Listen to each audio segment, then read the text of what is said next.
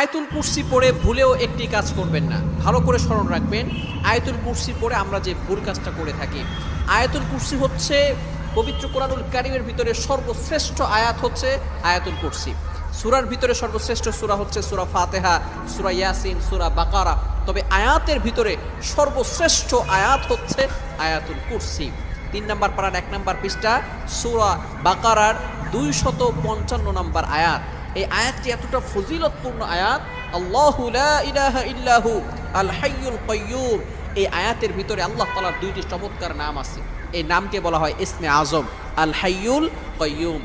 আল হাইয়ুল কাইয়্যুম যদি কারো দোয়া কবুল না হয়, আপনি যদি ইয়া হাইয়ু ইয়া কাইয়্যুম আল্লাহ তাআলার এই 2টি নাম চমৎকার ইসমে আজম 2টি নাম পড়ে 3 বার পড়ে যদি আপনি দোয়া করেন, আল্লাহ তাআলা আপনার দোয়া কবুল করে নেবেন। যেহেতু এই আয়াতের ভিতরে আল্লাহ তাআলা 2টি ইসমে আজম নাম রয়েছে, এই নামের কারণে